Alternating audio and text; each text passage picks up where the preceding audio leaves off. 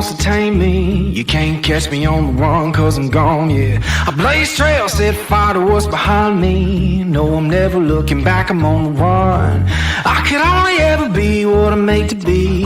Feels good when I'm living on the edge. Watch me now, roll like thunder, gonna shake the ground. Can't stop me now, I don't give up and I won't back down. I'm a force of nature, can't be contained. I got lightning running all through my veins. Watch me now, watch me now.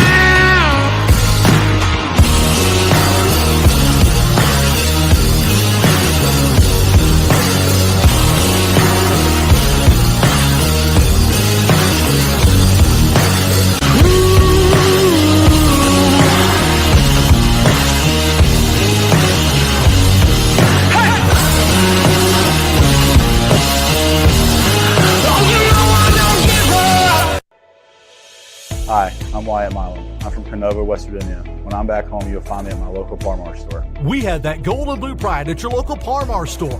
We are coming to your neighborhood soon.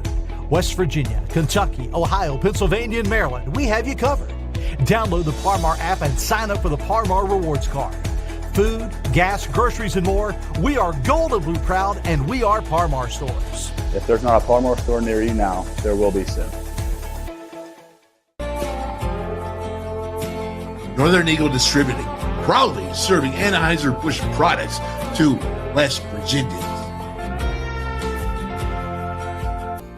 The Wolfman's Call Network welcomes Calacino's Pizzeria and Sports Bar from Beckley, West Virginia. The Pitch Sports Bar and Grille, Dunbar, West Virginia. And Danny's Bar from Princeton, West Virginia. Only at these fine establishments can you enjoy the Wolfman's Call. And hello and welcome on this fine day. It's Wednesday, man. I tell you, we're just getting over the hump again. The time's flying by. 17 days to Happy Valley. I think. If I'm wrong, I'm off by a day. I have no idea. But 17 days, man. Whatever's a Happy Valley for the Mountaineers. Get fired up, baby. Let's go. Whenever it's time to go, it's time to go. You know, I just put out a tweet, and I'm thinking to myself, today we're going to talk about a little bit with Twisted Rooster and a little bit with Talk Is Pitt, because, you know, all this conference realignment right now, all of it going on, all this shuffling, all this schedule shuffling, because you got to do it in a year, right? The next year. All this. Wouldn't that be a great time to secure the Pitt, West Virginia rivalry, the backyard brawl? Put out a tweet. No one said nothing about it. Boop, beep, chirp, chirp, chirp, chirp. Nothing. What, man, this is the time to do it. I don't know if you can do it or not. Find a way to do it, right? If there's a time, there's a will, there's a way. Do it, man. That's what I'm talking about. And, you know, best opportunity that I can see right here. So let's jump on it today. Yeah, you know it, man. We're going to talk about the network. It's got a big surprise coming on the network and on the Voice of College Football Network. So I'm going to do Penn State pregame at the Pallet Bar. I see you down there at the Pallet. That's right. Teays Valley, right there, man. Scott Depot, right there at the Pallet. But it's only going to be for the Wolfman's Call Network. So if you want to watch it, you either got to go to the Voice of College Football Network or go ahead to one of these fine establishments here, like Archies, East Carson, Pittsburgh. Only place in Pittsburgh to watch it will be at Archies, man. How about this? Route 22 Sports Bar, Weirton, West Virginia. Yeah, man. Hey, they have the 1250-inch screen TVs making one, right? Calacino's new one down there, Beckley, West Virginia. Calacino's Pizzeria and Sports Bar. Cantrell's down in Hinton, West Virginia, man. Right on the river. That's right. Cantrell's River City Grill and Pub. How about that? Cheat Lake, Dizzy, out the links, play some golf. Watch that. Legend Sports Bar and Grill. How about Danny's in Princeton? All the way south, man. Getting down there to the bottom of the state. It's big Mountaineer fans. What's up? Danny's Bar. There you go. And, of course, royalty, and that will be Kegler's. Right here in Morgantown. Jerry Lorenz, Dougie Moore, Greg Lorenz, Steve Lorenz, all the Lorenz family. God bless them, love them. How about this? Steve Reese, Mason Jar Saloon and Hot Spot in Morgantown, and the Mason Jar Barbecue and more in Fairmont. Either place, man. Barbecue, rock and roll. What about the Tap House, Mountaineer Tap House with Melissa there, right in the heart Oakland Street, where all the dorms are, the new dorms for the students. Man, I bet you she's going nuts, enjoying it, having all those new WVU students coming in. All they want to do is they want to eat. That's right. And, of course, we got Jimbo's place, one in Elkins and one in Buckhannon. One was so fine, they had to open up another one. There goes Jimmy Pointer. Brickside Bar and Grille down in Bridgeport, baby. Yeah, there you go. Rob Davis, eat local. You got the pitch in Dunbar. Oh, Matthew, that looks like a good place. I cannot wait until I get down there and enjoy that. Already talked about the Pallet. Okay, so there you have it, man. It's the WolfMan's Call Network. We're going to be doing a special pregame because you know what the pregames, you know there's going to be film breakdown. You know I got some good stuff cooking for all that, all the best guests. There's no doubt about it. What do we got here? Kelly McCourt. What's up, Kelly? How you doing, buddy? All right, getting out of the hospital, man. Up to you, man. Cheers, bro. That's the way to get better. Way to suck it up when things really were tough. Way to go, Kelly McCourt. And here you go, Timothy Green. Let's go, Mountaineers. What's up, Wolfman? I'll tell you what's up. Let's restore the backyard brawl, man, with Pitt. Let's do the rivalry. We're going to talk to Pitt, talk his Pitt today, right? Because you know why? Because I'd like to keep my friends close, but my enemies right here, man, to the best. I want to know exactly what they're doing. He's going to give us a full report. And then in the SEC, we got Twisted Rooster coming in, man. He's going to crank it. But you know what? I'll tell you what we got, man. First thing is first here. Let's go ahead and break this down. There you go. Bring it up, bring it up, bring it up. I'm fired. Can you tell I'm fired up today? Yeah, I feel fired up. We're going to do this. I got this going on tonight right now. You have Coach Chris here. And I'm looking at this right here, Coach Chris. You can see this. Man, I tell you, this is a good dude. WVU football's band of brothers. They honor Greg Chris. Frank Fear tonight, 7 o'clock, right there on Facebook. And it's tonight, 7 p.m., Facebook Live at the Sports Channel. Woo! You got it, man. I'll tell you what, you got to do it, man. The Sports Channel, this is how you go ahead and hit that. There you go. QR codes, the Sports Channel right there, the column. Yeah, man. Facebook Live, right on it. QR code that if you want to watch it. You want to watch them honor Coach Chris. Great coach, been there for years, doing his service to West Virginians. I want to bring him on the show to give me a weekly update on high school football and basketball. That's right. Coach Chris, man, love you, brother. All right, what else we got here? Voice of College Football. You got to sign up for that if you want to get that the exclusive breakdown that I'll be doing right there. So cool. And we're going to put this up for you right now so you can see how you go ahead and sign up for this. So again, you got to either go to one of the fine establishments that I have in the WolfMan's Call Network, which you just saw, or you can go here, subscribe on YouTube to the search. You go to the YouTube right there. You go and search, and you go to at West Virginia, VOCFB, at Voice of College Football. That's West Virginia Voice of College Football. Because that's the only way. You want to see Penn State? I got film on Penn State. I got film on the Mountaineers. We're going to break it down just like I'm going to do today, but we're going to show you exactly what the Mountaineers have to do it. All right, here we go. Let's go ahead and let's get into what Coach Brown has to say at his last press conference, just like I promised you guys. All right, here we go. Neal Brown talking about this. Here we go. I like this. Let me get it over here before we do this so we can get a good look at the man here, our head coach. There you go. Here's what I'll say to open up is we're right in the middle of it. So we just finished practice 9, and I think it's day 11 or day 12. And so, I'm pissed. The kids are pissed. The whole coaches are pissed just because you're doing the same thing over and over again, right? And that's kind of the dog days of camp. And this is the most important week you have in your development of your football team. And we scrimmaged on Saturday. We got 50-plus reps with the 1s and the 2s. Yesterday was off. We had a hard practice today in Shells. We're going to have a hard practice tomorrow where we're going to tackle some on Tuesday. We're going to start school on Wednesday, which they're excited about. And then we're going to have a hard practice on Thursday, a little bit lighter on Friday, and then we're going to go 50 to 60 plays on Saturday. And so this is the toughest week as far as physicality, mental toughness, all those type of things. This will be the toughest week that we have. And so it's really about kind of finding where we're at. And we tested them some today, and we had some good responses, and we got some things we got to get better at. But it's going to be a tough week, but it's also going to kind of tell us where we're at. And so I'm excited to see that. So. Oh, Oh, he's excited to see it. I'll tell you one thing they're not excited. They're not excited about starting school today. I don't care what you say. I was never a top dog starting school, regardless, man. But I will say this, is that they're pissed off during their camp, the grind of it. But I'll tell you what, they should have gone 2 days if you really want to know what being pissed off is about and the grind. But anyways, the way it is now, it's all good. I had to get that in there, though, just to remind everybody that they're only 1 days. But again, there he is. They're all in a bad mood. They're grumpy. They're hitting each other. You know, they probably won't get out of that until they get out to ready to be hit opponents that don't wear the same jerseys, wear the same color helmets, all that right there. But again, Neal Brown is setting the tone, saying this is a big week for the Mountaineers. Big scrimmage here at the end of the week. They hit on Tuesday. Really, because all this is going to keep leading into when you hear this here. So let's go to the next thing of Neal Brown. And I think this is kind of cool, too. I got this up here. So let's check it out. A little bit long, but Saturday scrimmage, obviously big evaluation for you. Give us your thoughts, what you saw, good, bad, indifferent, whatever. Yeah, I'll start defensively. I thought just overall we did a good job of getting lined up, and that's been, you know, my biggest things have been alignment, all right, physicality, and getting to the ball. You know, really a straining deal getting to the ball. And I thought our alignments were good, couple off with the twos, but our alignments were pretty solid overall.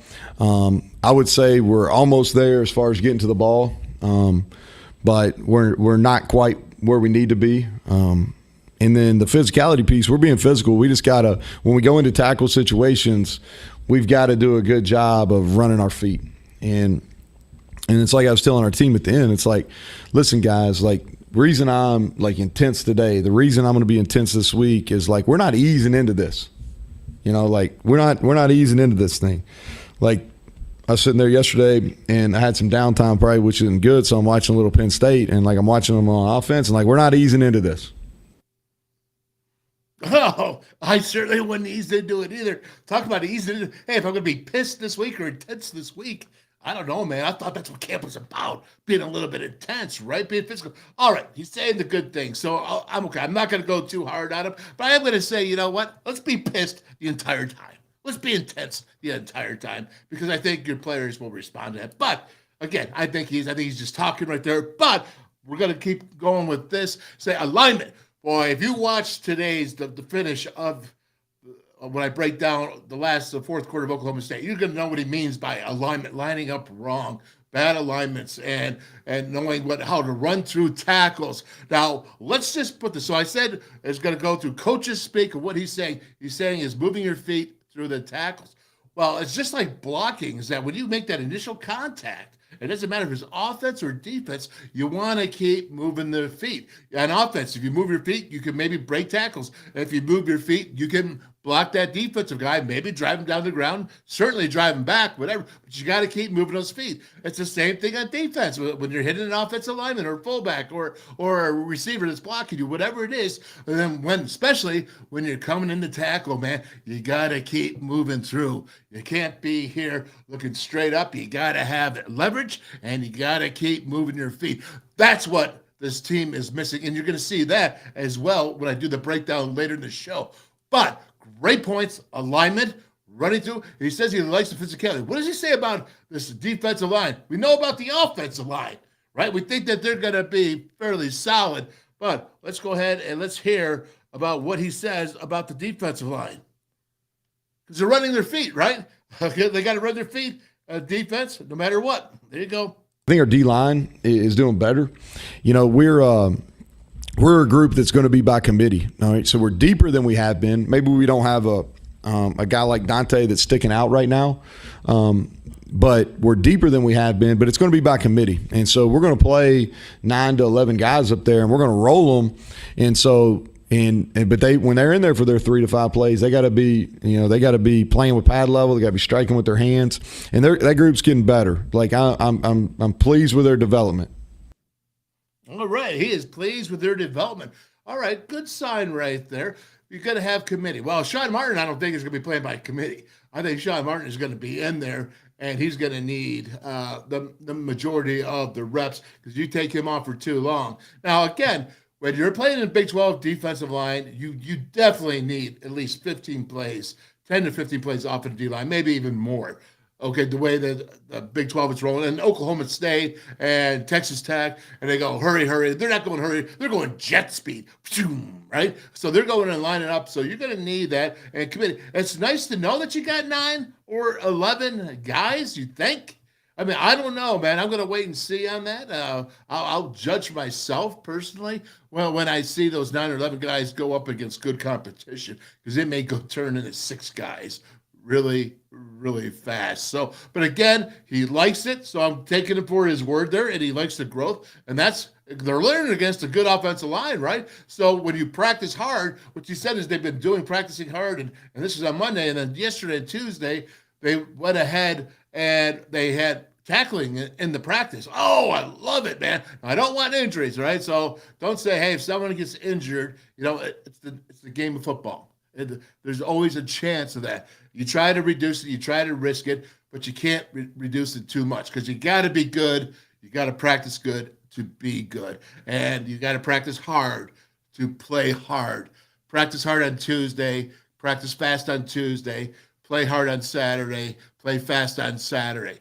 Play good on Tuesday, play good on Saturday. That's the thought process. That's what you want to do. Try to reduce the injuries, but it's not always there. Defensive line, looking to improve. Eddie Vestinarian. I screwed up. Sorry, Eddie. Love you anyways, man. I think the dude is tough as nails. I think that he can really, really go ahead and make a difference this year, because he's just tough. He doesn't have the best of skills, but man, he is 110%. And when I go ahead here and I look and I see guys like Sean Martin, and the guy that I really need to see something from, honestly, is I want to see Mike Lockhart, the Georgia Tech transfer. Okay, I watched him last year. He was about 15, 20 plays in per game.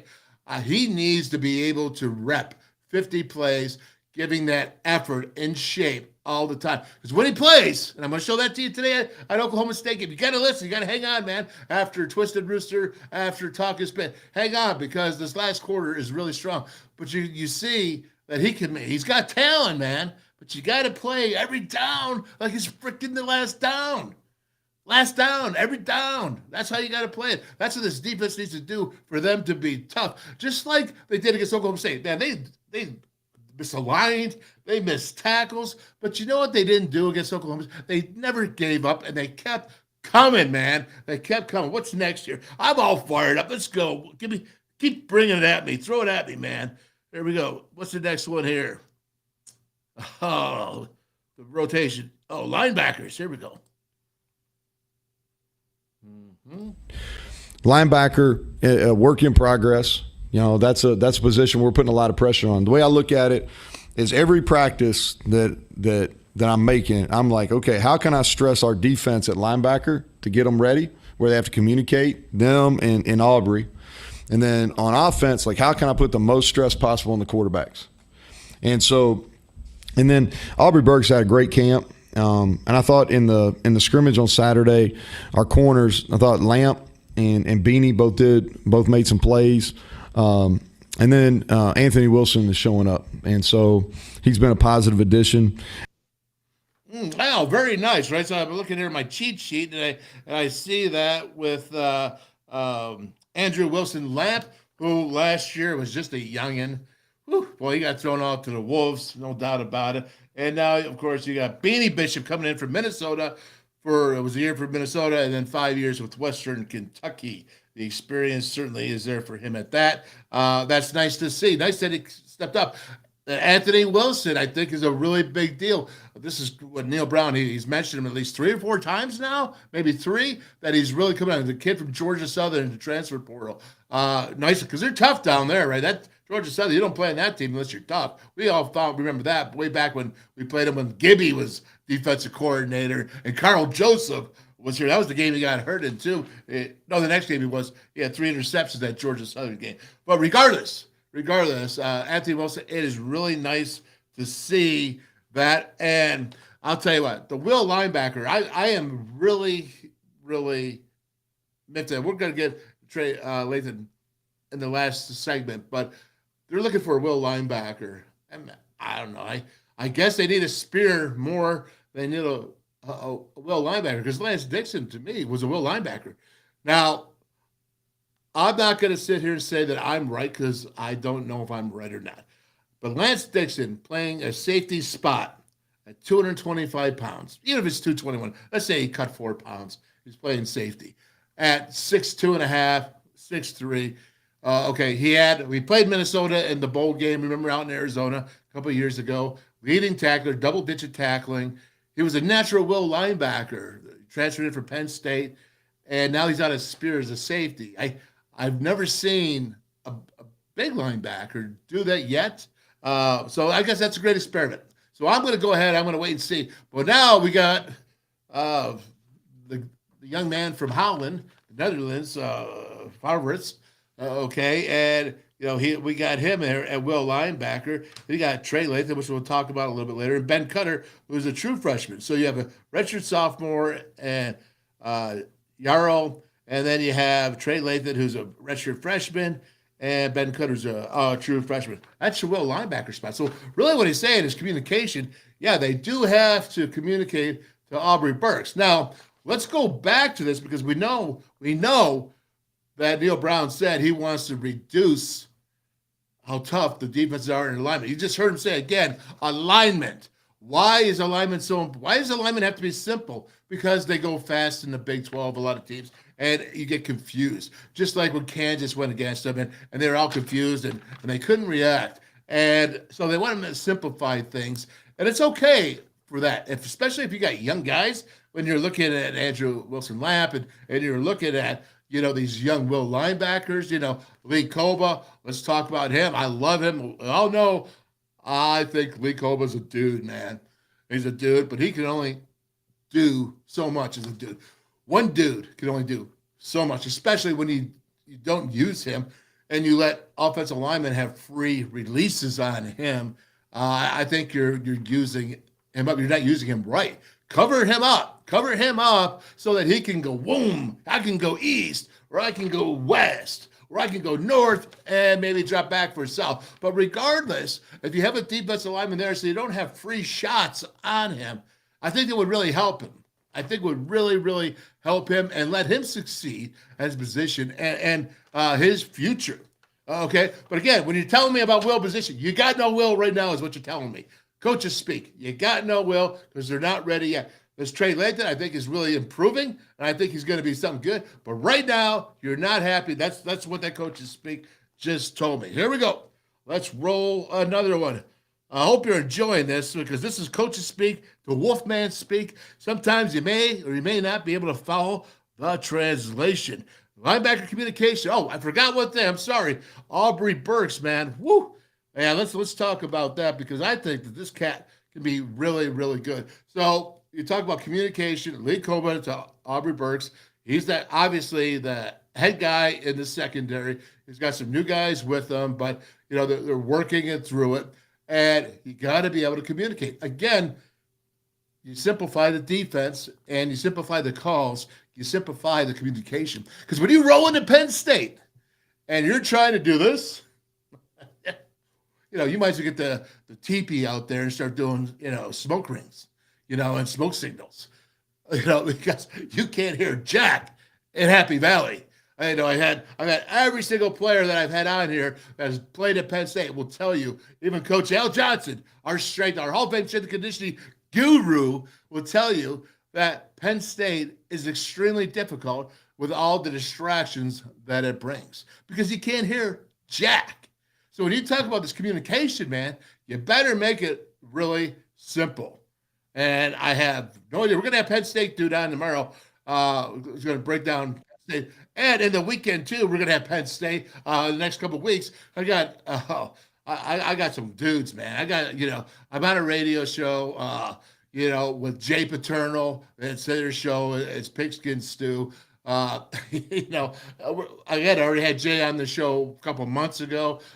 He'll break it down Penn State. And Tom Bradley, guy that recruited me to Penn State, his defensive coordinator at Penn State for I don't know how many years. He lived there. Well, They are now at it. I'm on the radio shows with them with Pigskin Stew. 970 Pittsburgh. That is a plug. ESPN Radio, 970 Pittsburgh. Okay, every Thursday, we're on a Pigskin Stew, and we talk about Penn State, Pitt, and WVU. And but they're going to go ahead and come in and talk about PSU. But I got another PSU guy tomorrow as well. But let's go ahead and let's get this. I got two more.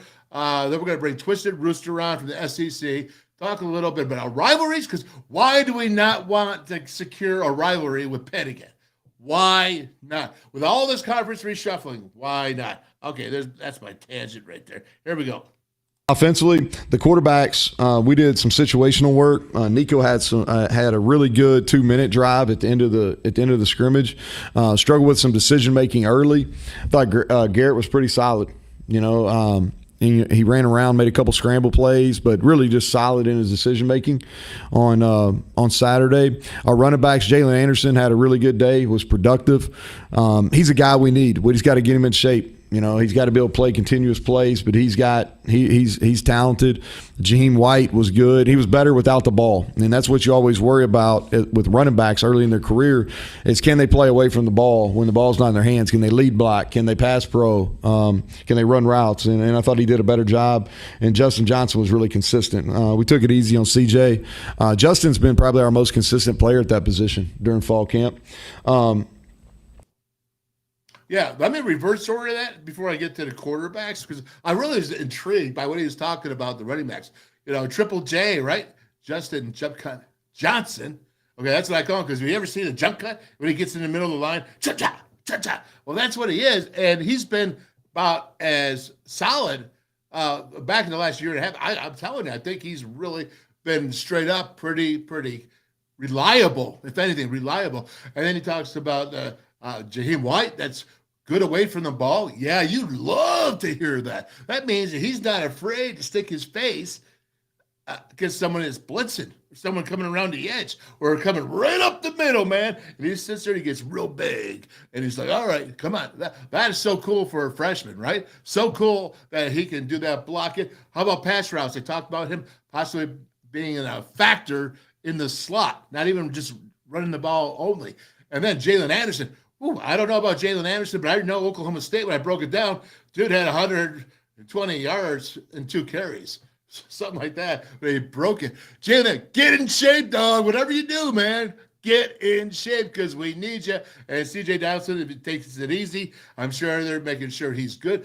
I tell you, when I saw him, he was like 240, man. Just thick and thick. Him and Lee Kpogba look like the Buff brothers. That's what they look like, the Buff brothers, for sure. And so let's go. Quarterbacks. So again, you said Nico, a couple bad decisions earlier. They mainly ran in this and not threw as much. Then you had Garrett, real secure, confident. Garrett, what's he going to do? He's going to run really well. We know that. Now, yesterday, this is really intriguing to me.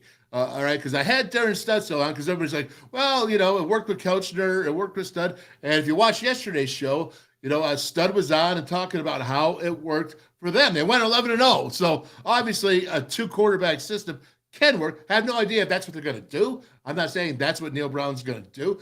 But if they do decide to use both, they both really have 2 different skill sets, in my opinion. And I'm sitting here, and the more I think about it, the more it's like, yeah, man, that's not bad. A little change up every now and then, because I want to tell you why. Major Harris, okay, he didn't sit there and rotate with anybody. He did not rotate with anyone. But what he did do is that we included option in a power running game. We ran ISOs. We ran counters. We ran powers. Okay, we ran sweeps. Okay, we ran bellies to fullbacks. Okay, but we also ran the option with major. Midline option, man. And that, what that does? That really adds to the defense. And so I know both of them could actually run the option. And I think I talked about this last year when we beat Penn State. It was like in '88. It was crucial. The option was crucial in that game. And if you can add that to a power running game, man, that's cool. Hang on there, Rooster. I almost got you, brother, but I got one more to go here. All right, he's giving me the thumbs up. Excellent. He's backstage here. Let's go. But do you understand what I'm saying, though, about that? So Stud and Couch, did it well. They talked about it. They got along. It's really about the two quarterbacks and the team and how they go ahead and do it. Don't know. It could be just Garrett. It could be just Nico down the road. Who knows? We will see. But let's check it out. Last one from head. Yeah, Trey Lathan. Neal Brown. He said, Trey Lathan. I'm talking there. I apologize. Oh, shut the yap. Here we go. Trey Lathan had a great day today and made a big step on Saturday too. And he's athletic. That's what we're looking for. You know, he's so you got to remember he played receiver in high school, played a little bit of defense his senior year, but from a size, speed, length, he's those things. You know, he needs repetitions. And I thought he had a really nice day on Saturday, and I thought he may have had the best day of anybody out there today. He had a pick six in a team drill. Had a really nice stop on a run play in a fourth down period we did. And so pleased with his progress. And he can do it. He can do it. We just got to get him. We got to get him ready to go fast. Wow. That's what it is, man. So when I talked about that Will linebacker, you know, you got to get him ready. He's not ready right now. But there is 17 days to Penn State. 17 days. And we got to see what Gyro's going to do. But you know, you played 4 games last year. Trey Lathan played 4 games for WVU, probably special teams, because 4 or short, more less, you don't burn the red shirt. So he did that, and they kept him. So he did get some experience there last year. He's 6'1", he's 222. He looks good at that weight and size, but he's a pup. And you just heard him say he's a wide receiver. So now he's got to learn that whole defense. So when you're on offense, you're the one going somewhere. You're going. You know where you're going. I'm going to point A. I'm going to point B, C, D, whatever it is. Now on defense, you're like, I got to react to that point A, that point B, point C, or D. So now that's the most difficult thing. And then you add Power 5 speed on there. And then it's like, whoo, man, what was that? Was that Mario Andretti that just blew by me? Right? I think Rooster knows that one. I think he's a NASCAR guy. So he understands what speed does for you. Because when speed is speed, speed kills. Said for 10 years on the network, regardless. All right, so let's hope he's getting that ready because we need that Will linebacker spot. Needed to be filled. And I'm going to shut up about Lance Dixon. I'm just going to shut up about it, all right? We'll see how it works out, and I'm praying for him because that's what he wants, and I want him to be extremely successful. All right, so let's go ahead and let's get this commercial from Abby, 30 seconds, and then I'm going to go ahead and bring the twisted man on himself. Who knows what he's going to talk about this week in the SEC. Hi, I'm Abby Pearson from Pittsburgh, Pennsylvania, and when I'm back home, you will find me at my local Parmar store. We had that gold and blue pride at your local Parmar store. We are coming to your neighborhood soon. West Virginia, Kentucky, Ohio, Pennsylvania, and Maryland, we have you covered. Download the Parmar app and sign up for the Parmar Rewards Card.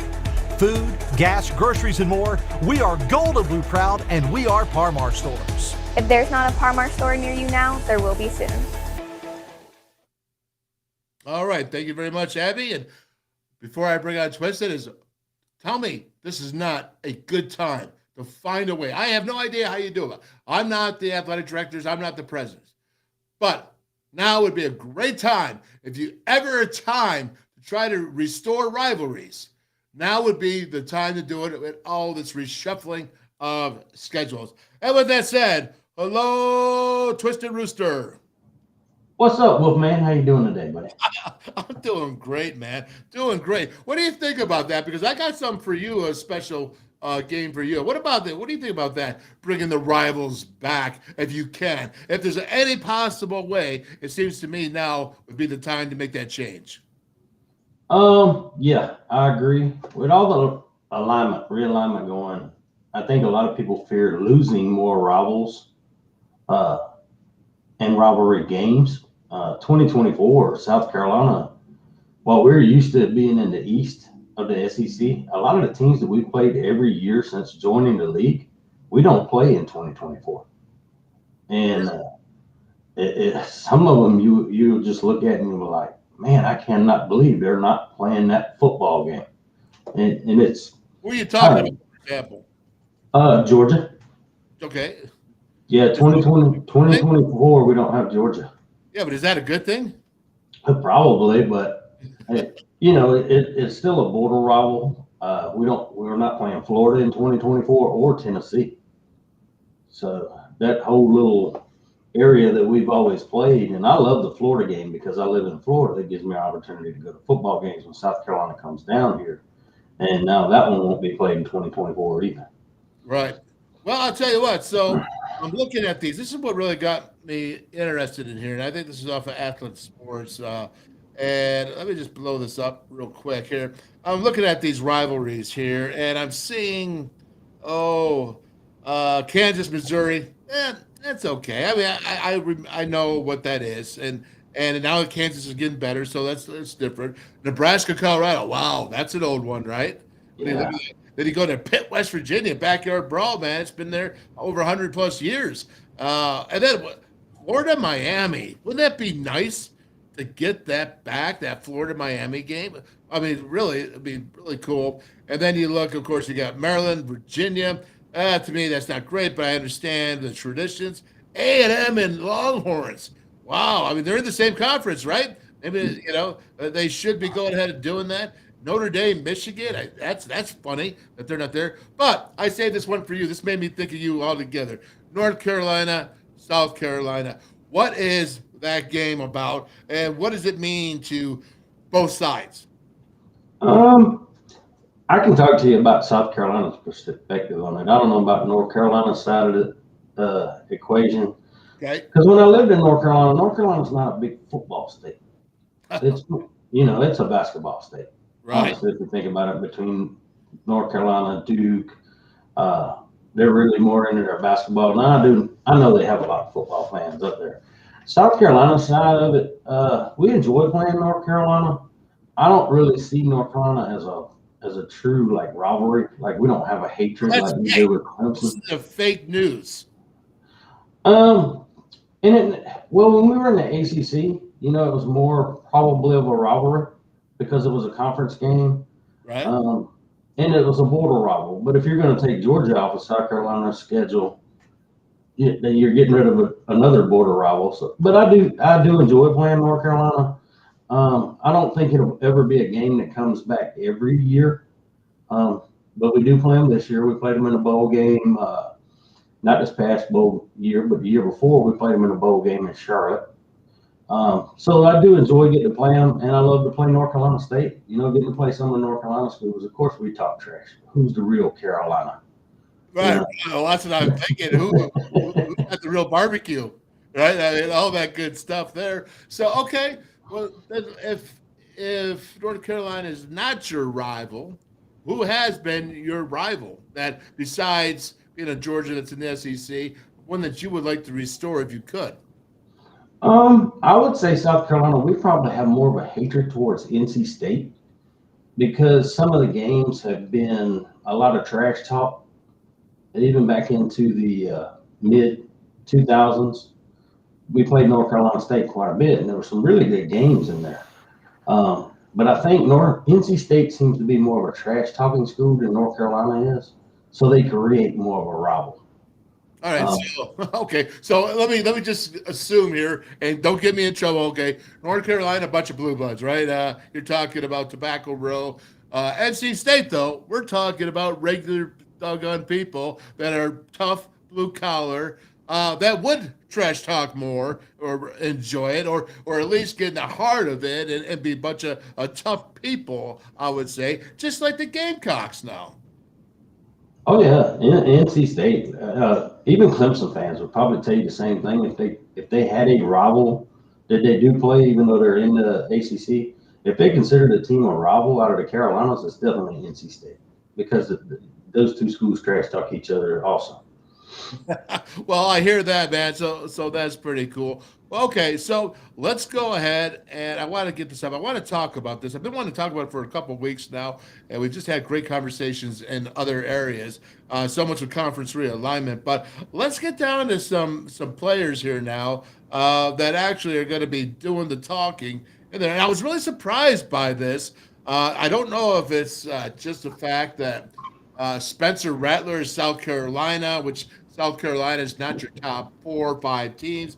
SEC, but they're moving on up, at least lately for that matter. And I'm not sitting here poking at it. But Spencer Rattler is down for quarterbacks. I thought he was supposed to be top 1 or 2 in the country when he was at Oklahoma. Know that he's had a tough time at Oklahoma, but he showed signs last year at South Carolina. And you guys are expecting some real good stuff from him this year. Yeah, I'll tell you, Wolfman, it was a tough year, and especially in the beginning for Rattler. Learning a new offense, and our offense coordinator, we kind of cut him a break the first year when Beamer came in and he brought up Satterfield in as our offense coordinator because we had to rotate quarterbacks. I don't know if you remember hearing the story about a kid that came in. He was a grad assistant for a football team that had 1 year eligibility left. Yes, I remember. Yeah, I do remember. Zeb Nolan. But so we struggled at the quarterback that first year. So we cut our offense coordinator a break, right? And we rotate through 4 quarterbacks. Well, you bring in Spencer Rattler. Offense doesn't get any better. Rattler's confused. Offensive line's confused. Rattler looked like a deer in the headlights a lot of times, like he was confused on the play call. He even actually said it after one of the games he did an interview. He said, well, if we ever figure out what we're supposed to be doing, we might be really good. Okay. And that's kind of not something you want to hear come out of your quarterback's mouth. Not at all. So I think they finally, the last straw for what we have for our offensive coordinator was the Florida game where we got ran over. We went down there. We couldn't stop the run. They ran over us. We couldn't score. We just looked terrible. And, the game before that, Rattler threw 7 interceptions against Missouri in one game. No, I didn't remember that one. I must have missed that week. Yeah, here's the thing. He only had 12 interceptions on the year, and he threw 7 in one game. I mean, what after the 4th one, do you think it would be time to pull? Yeah, well. I mean, maybe he's not having his day. I think it was to the point where South Carolina kind of knew they were going to lose that football game, even though it was a battle back and forth. We still had a chance to win the football game. Okay, all right. So, you still want to go with your best player, and we really, we didn't have a strong backup. Luke Doty was coming off a broken foot the year before, so he didn't get a lot of work in the off season like you would want. And then it just, no matter what, Rattler still give you the best option to win a football game when it came down to the 4th quarter. You know what I mean? Yeah, I know what you mean, but just I don't know. Maybe the 5th one then, okay? Not the 4th. Maybe the 5th one. Regardless, I'm just having fun with that one. All right, so let's take a look at these quarterbacks now. I knew Jefferson for Arkansas was going to be up there.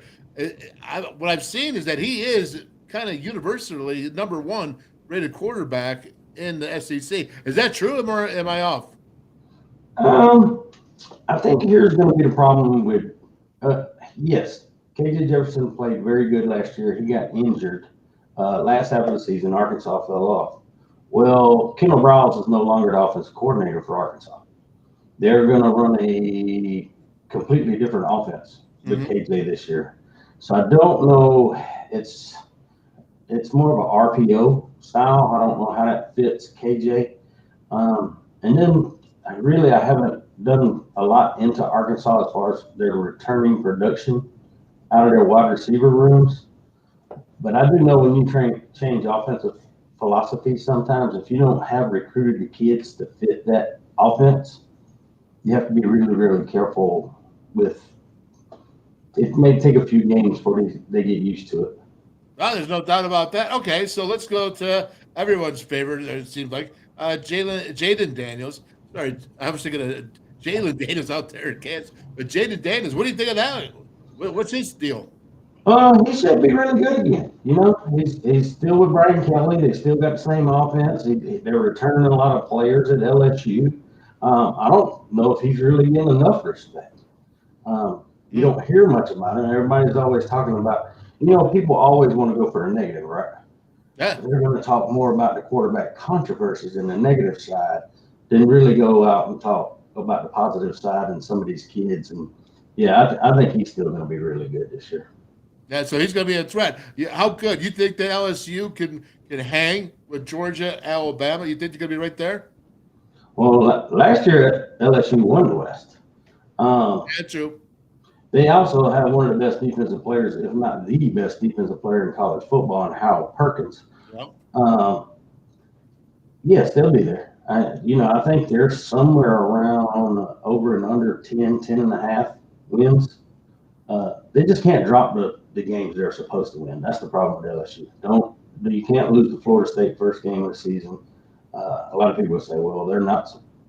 That could be a pick 'em, but I'm just saying, I think LSU's a better football team. They proved it last year. They were a better football team.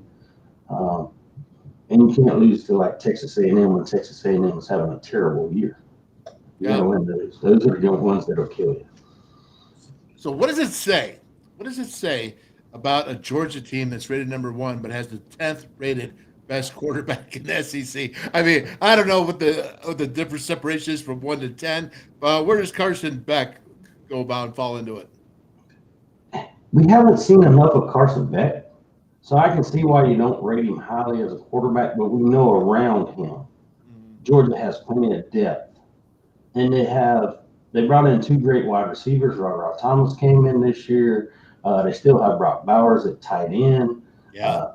The running game, I don't know, but I know Mike Bobo is now their offensive coordinator since Todd Monken left, and Bobo loves to run the football. And one thing I do know is Georgia's offensive line is full of 4- and 5-star guys. Yeah, they certainly are. So he's going to be well protected. We'll have to see how his decision making. If anyone can put pressure on him, that's the biggest thing, man. He's driving a Cadillac. He's well protected, so it's just him making the decisions on which way he needs to turn the wheel. I got you. All right. So now I'm feeling for Graham Mertz down there for the University of Florida because, they ranked our quarterbacks, Athlon's did at number 14 as well. What does that mean for Graham Mertz? Just a young buck coming up, Florida, they're making a move. What are they doing? Well, I think for Graham Mertz, the big thing is it's a learning curve, right? Yeah. Coming to the SEC, you were talking on this earlier about speed. Mm-hmm. Size and speed is what the SEC is built on. Right. And big too, though, right? Like huge and fast is what you're saying. Yeah, they do it on purpose. I mean, here at South Carolina, we had 31 players set their all-time fastest speeds just over the summer, and they up their squats by 50 pounds, their bench presses by 25 pounds. I mean, that just shows you the work you got to put in as these young kids. They're building them up, man. They're packing weight on them. And I think that's just the biggest thing with Mertz. It's going to be a big learning curve coming out the gates. They got to play Utah, which is a very physical football team. So we'll see how he performs against Utah, and that should tell you a little bit more on how his year is going to go because Florida has a pretty tough schedule.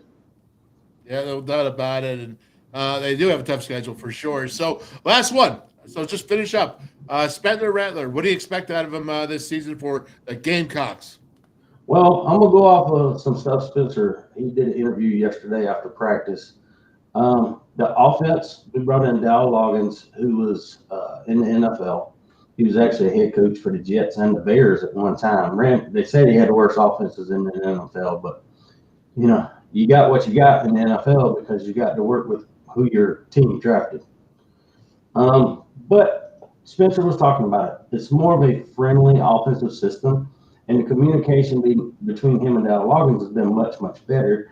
Dow Loggins is an offense coordinator that listens to his football team, and they're doing the things that he likes to do. That's good for Spencer, and it's helping the whole team. And they simplified their blocking scheme, so hopefully we can protect him better than we did last year. There's still some questions on the offensive line, but I expect him to be the leader. That's what his job is, to lead this football team and not make mistakes. All right, very good. Now I got a question here from the crew out there. What do you think about Texas OU? Are they going to be able to compete next year, or will it take a couple of years for to be relevant in the SEC? My honest opinion, I think Texas will probably be a little more competitive, because Sarkisian going to Texas, coming from Alabama, he knows what an SEC football team looks like, and that's how he's trying to build the Longhorns. And he's got a jump on Brent Venables out of Oklahoma. Oklahoma really didn't have a defense. Lincoln Riley never cared about defense. It was all offense. Well, then when Lincoln Riley left, of course, he took all the offense with him too. So Brent Venables has a little bit more of a hole to dig out of. But, with time, man, Oklahoma's going to get out there and sell that SEC brand. He's going to get players at Oklahoma, and Oklahoma's got the money to put behind it. They'll be just fine. All right. We will see. All that always comes. We'll find out the truth in time. And good points there, Twisted Rooster. Very good today. I thought you brought your A game, brother. So thank you very much. And what's going on with you, man? How do we get you at your Twitter? I follow you on Twitter. How do we get your Twitter going on? Yeah, just look up Twisted Rooster on Twitter. It's pretty easy to find. I post on there a lot. A lot of times it's just links to my videos and my shows on my YouTube channel. Yep. But I enjoy going on there trying to get information. You find out a lot on Twitter, and then once you learn everything that's out there, you throw away 70% of it because it's just people trying to troll and put crap out. But you get about 30% good information off Twitter. Yeah, like me, brother, like me. All right there, Twisted. Go be Twisted down there for the Gamecocks. We'll see you later. Have a great All right, buddy. Take care, brother. Oh, I like that guy right there, man. He's cool. Very knowledgeable about the SEC. Doesn't flaunt it. Doesn't walk around like he's all that because he's SEC. So I like it. And although he does know he's all that, he just doesn't flaunt it like that. All right, so here we go. Talk is Pitt is coming up next, and guess what? I'm going to ask him the same exact question I asked Twisted. What's up, Talk is Pitt? How you doing today, buddy? Hey, how you doing, Wolfman? I'm doing good, man. I see some really kind of ugly colors, man, together. Individually the gold's good, individually the blue's good, but for those kind of, I don't even know. Do you call that royal blue? I don't know. I call this proper blue. Proper blue? I don't know, man. Proper. It looks a little bit light, like candy. You know what I mean? Like a little kid's candy. If I went to a candy store, I'd expect to see colors like that instead of a deep blue and a tough gold. All right, brother. Well, listen, man. Let's talk about this. Keep your friends close, enemies closer, man. And Pitt Panthers, Evil Empire. What's going on in the Evil Empire right now? When you look at that team, and we're going to go ahead and we're going to get to the quarterbacks. But start off in general right now with the team. What is the update? What is going on in camp? Has there been any real injuries? Has there not? Has there been a lot of success? What do you know so far? So, as far as injuries go, Pat Narduzzi is not one of those coaches who likes to disclose injuries or even talk about them. So, we don't know who's injured until that player says it on Twitter or during an interview or by some other means. Right. As far as I know, and I follow most of the players that have a Twitter account, there's no injuries to report or none that's going to keep people out for even a whole practice or whatever the case may be. So we're healthy, and that was a big problem last year. Even going into spring camp and fall camp, is we were riddled with injuries last year, and knock on wood that nothing serious happened. As far as like how the energy is around the whole team, what the public perception is. I don't think I've seen the Pitt Panther fan base so excited and so pumped up for this season to come, because we finally have a quarterback who's not a statue. And which brings me to my next point. Phil Jurkovec is tearing our secondary apart. Okay, now is that good or is that not so good? That's good and bad. Exactly. And it's expected, though, to be honest, because I think we only returned 5 starters, like people who actually started last year and not people who played a crap ton of snaps due to injury. But I think we only returned maybe about 4 or 5 starters from last year. That's Devin Danielson, David Green, Tyler Bentley, Shane Simon. Okay, 6. Bengali Kamara and Marquez Williams. We're replacing a lot of other key positions. Oh, and can't believe I forgot about him. MJ Devonshire. So we return more than I originally thought, but the positions that we don't return experience in are key positions like safety. Because MJ Devonshire, he wasn't a safety, he was a DB last year. So we lose a safety. We lose an inside linebacker, even though Shane Simon's moving on to inside, which is his natural position. He transferred in from Notre Dame a couple years ago. I remember. And he's been doing great at outside, but you can tell when a quarterback is natural at Sam and then Mike backer position. You can tell, like Sure. Like for instance, Clay Matthews for Green Bay. Whenever they had to move him inside, you can just tell that's not where he belongs. He belongs on the outside, attacking the outside, covering the outside, and getting to the quarterback. Jack Ham, Brothers Steelers. Yeah. Another example. So the offense, as of right now, is winning the battle, but it's extremely close. And here's how you could tell who's winning who if you watch the Pitt highlights on YouTube for practices.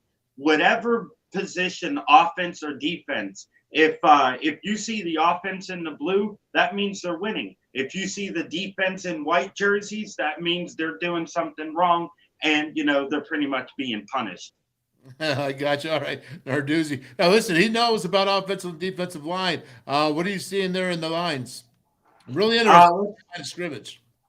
The offense, from what I've seen, is there is pretty much a lock on all the positions except one, and that is I believe it's left guard. That's coming down to Ohio State transfer Ryan Jacoby or redshirt freshman Ryan Baer. Now, Jacoby has more experience at guard. The thing that he doesn't have is size, because he's only 6'4" and a half, maybe 6'5" if you want to give him credit, 305 pounds. That's a little bit too small to be playing guard. Now, Ryan Baer, on the other hand, he's 6'7", 330 pounds.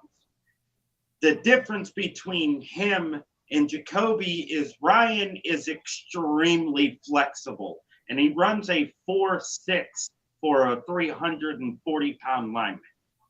All right. That's okay. He's strong. He's just ridiculous. He's probably, honestly, our best lineman on the whole entire roster. All right. So let me ask you this: defensive line now, because 2 years ago. Now, last year you weren't as effective. 2 years ago, you led the nation or top 3 or 4 in sacks, and not only sacks but TFLs as well. I mean, this was a defensive unit that was penetrating the offensive lines. Where do they stand now? So last year unfortunately, we didn't get the rank number 1. We did come in second as far as sacks with 54 or 55, I believe it was. But I still do believe we ranked number 1 in tackle for losses.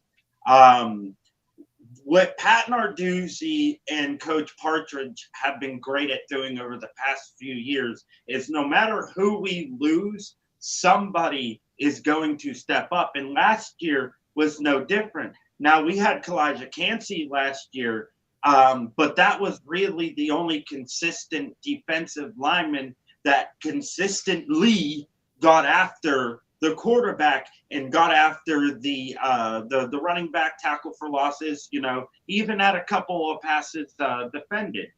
And what I'm concerned now is not necessarily trying to find somebody to replace him and be able to do what he can do, because you just flat out can't. Okay. I mean, Kalijah Cansey was even smaller than Aaron Donald. And some people even said that Kalijah Cansey was just this much faster and more athletic than Aaron Donald was at his time in Pitt, not how he is now. I mean, that'd be stupid to say. But, you know, as far as defensive tackles breaking through, I think that'd be DeAndre Jules. Okay. He's a redshirt senior. So if he gets hurt, he can come back another year, but then he's done. I believe that's how it goes. Am I correct? Yes. Yeah, you did. Yep. Okay. Yep. So I don't think he had a sack against Zach Frazier last year. I don't know if Pitt had a sack against the Mountaineers. I honestly, our sacks came up the middle.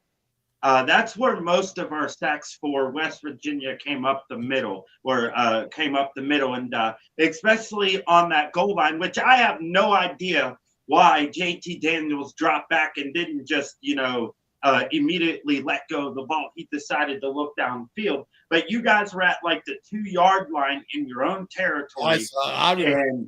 And JT Daniels almost got you guys a safety that close.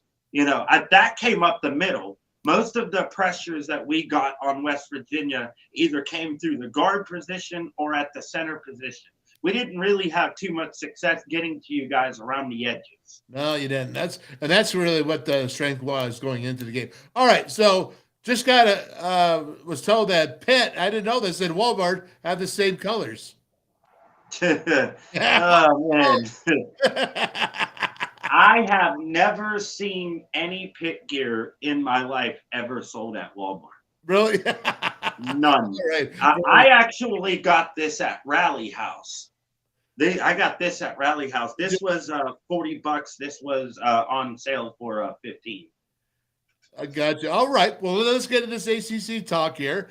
And I appreciate the update on Pitt because, again, you got to know what you guys are doing, man. And we'll get into the rivalry thing after this. But let's take a look at this AC quarterbacks. And we'll just jump right to Jerkovac. Now, the Evil Empire, if you notice, I got the Evil Empire right there on there. And when I think about, you said he's a movable quarterback.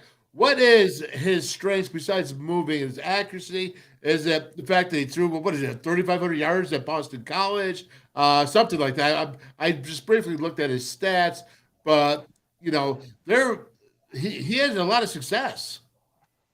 And so everyone knows he was injured last year and he has a problem with being injured, or else I don't think we would be sitting there discussing whether or not or not discussing, but us and Panther Nation wouldn't be questioning if he can take us to another ACC title game.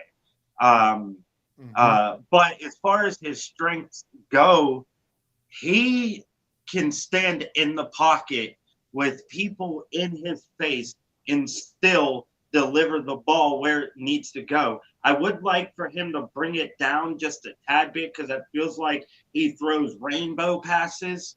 But there are also passes that only the receiver is going to be able to get as long as he knows where the ball is kind of going to go. And obviously he can catch. That to me stands out, especially in the spring game. If you go back in the spring game, the defensive line got through, but before they got the fill, he had already threw a 50-yard pass with pressure in his face to above means. So he's not only can stand in the pocket and deliver a pass, he has great pocket pressure awareness, which is something we did not have last year with any of our quarterbacks. I got to give him credit for his accuracy because I never really considered him to be an accurate quarterback because he really only has about a career completion percentage rate of, 60%. Literally, that's about what his career completion percentage rate is. But you have to factor in his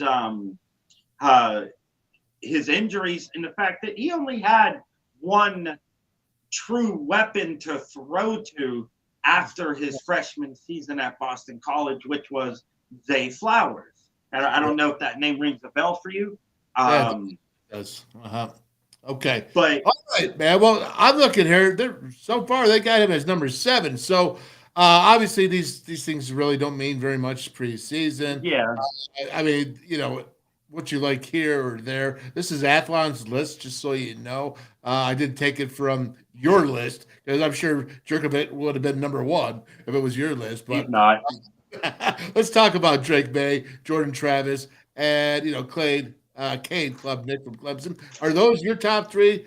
Or is there someone else on this list that jumps out at you? What you think are going to be the top quarterbacks in the ACC? So I'm glad that you actually gave me a topic to do research on. And whenever you said you wanted to talk about the quarterbacks in the ACC, what I decided to do was only do who I thought were the top 5 quarterbacks in the ACC that are returning, not people who are transferring in, starting their first year. And I like number one, you're making your own rules up. Yes, I always make my own rules. I'm a rebel. The number 1 player or quarterback in the ACC to me is Drake May. Okay. I think Drake May is the best quarterback in the ACC right now. 66% completion rate, 4,300 yards, 38 touchdowns, 7 interceptions. And he also had 184 carries for 698 yards and 7 touchdowns. All right. He was a workhorse for North Carolina. What is that, like 6 yards per carry? Something like that? Yeah, it was 6.4 yards per carry that he had just on his feet alone. Coming in at number 2 is Riley Leonard. Now, here is the reason why I put him at number 2 over Jordan Travis, who is at number 3. So Riley Leonard was responsible for the most touchdowns out of any quarterback in the ACC. You could even argue he probably could go number 1. Riley Leonard threw for 2,967 yards, which is he had a 64% completion percentage rate, 250, 391. However, he had 20 touchdowns to only 6 interceptions, but had also 184 carries, 699 yards, but was responsible for 13 rushing touchdowns. Okay. No, I didn't know that about Leonard. I didn't know about the rushing. Yeah, that's pretty good. So that's why I would put him at number 2, arguably probably number 1 as far as quarterbacks who return the production that they showed their team last year. And then Jordan Travis would come in at number 3. He didn't have a lot of rushing yards. He only had about 417, which to me, that is a lot, but that's not as much as the other 2 individuals that we just talked about. And he had where was it? He had a 64% completion rate and threw for 3,200 yards, 24 touchdowns, and 5 interceptions. Now, when you throw only 5 interceptions in one season, that's pretty good, And a lot of quarterbacks wish they could do that, even on their good days. But I still don't think Jordan Travis is the best quarterback in the ACC. I don't even think Florida State should even be picked as high as they are, nor should they even be ranked. But I'll save that for another video. You don't think they should be top 10? No, I don't. They should not be top 10. They shouldn't. Right. I don't know. Whoever wrote that or voted them in must be drunk. And I'd like some of that whiskey if that's what you were drinking. I'll tell you this now. So next Thursday, a week from tomorrow, I'm having Jeff Culhane. He's the Florida State play-by-play guy, and he worked with me in the network at WVU here. So he's coming in next Thursday to tell us exactly about Florida State. So you better watch and see what he has to say. All right, you're number 4. There we go. Let's not lose our place. Okay. So number 4 is Garrett Schrader. Okay. All right. Now, I thought he had actually graduated. I didn't know he was coming back for his final year. I guess he's using his COVID year and everything. So here's the reason why I put him at number 4, because when he was on the field and he was playing, I guess, teams that are equal to Syracuse's talent, he did pretty good. Syracuse did start out 6-0 last year, which nobody saw coming, but you also have to look at who they were playing too. But we'll throw that out the window. I put him at number 4 because he had 205 completions out of 317 passing attempts, which is 64%, 2,640 yards, 17 touchdowns to 7 interceptions. But he also rushed a lot for 149 carries, 453 yards, and 9 touchdowns. Garrett Schrader, honestly, probably is the only reason why Syracuse even went 6-0 to start off last year in the first place. Because if anybody else was behind center, it didn't matter if everybody else was at full strength. Syracuse just wasn't Syracuse. You know, the chemistry was off. The timing was off. Snap count. I mean, we're talking about multiple false starts on a quarterback. I mean, I've never seen I've never seen a quarterback get so many false starts than I did in the Pitt and Syracuse game, because Garrett Schrader didn't play in that game. But when he was on the field and he wasn't injured and he was healthy, he gave Syracuse a shot at winning, and it didn't matter who they were playing. Even Clemson. They played Clemson pretty close last year. So that's why I have him at number 4. And number 5, the only reason why I put this kid there in the first place is because I didn't recognize the name of any other quarterback in the ACC. And that's Cade Klubnik. Now, Cade Klubnik had very little experience. He only had 697 yards passing, 2 touchdowns, a 61% completion rate. Now, what he is remembered for right now is getting completely demolished in the bowl game against Tennessee. I mean, it was bad, Wolfman. It was really bad. I don't know how much more I could say about that game, but I actually have him at number 5 because I'm trying to be kind. Okay. All right, I get you. And you know what? He could use a little boost. He could use a little slap on the can. That's for sure. Well, he's unproven. He's unproven. He hasn't really proved himself. Yes, he has a good game, but when it comes down to a big time game, like against an opponent with Tennessee, he flopped. That's it. I'm sorry. I got you, bro. All right. We got some people taking shots at you, brother. I know you're good with it. So you paid way too much for that gear. Oh man, hey, I make a good enough money to spend. So, well, there you go. All right, we'll go ahead with that. Now, listen. All right. So my thing is this: all of this realignment going on, right? All this shuffling, schedules are getting thrown out the window. You know, they always say, "Yeah, you've been scheduling for 8 years, 10 years down the road." I don't care about that right now because apparently you can do whatever you want to do nowadays. You know what I mean? Yeah. If you want it bad enough, you really do it. This is a perfect time, if there ever was, to secure a backyard brawl for the rest of time. For the rest of time. If we could get Pitt, West Virginia to say, listen, we're going to save one weekend every year to play each other. And I don't know how hard that is. I don't know, easy, whatever. Just get it done. Would it not be epic to have that every single year? So at least there's one rivalry, and all this conference realignment kind of, sorry to see it, but wouldn't that be great?